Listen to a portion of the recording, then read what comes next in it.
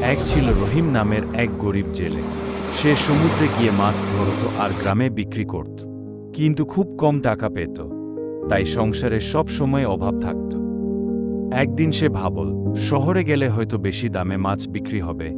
পরের দিন বড় বড় ইলিশ আর চিংড়ি ধরে শহরে গেল।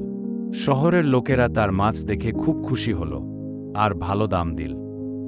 রহিম ঠিক করল, প্রতিদিন তাজা মাছ শহরে নিয়ে যাবে।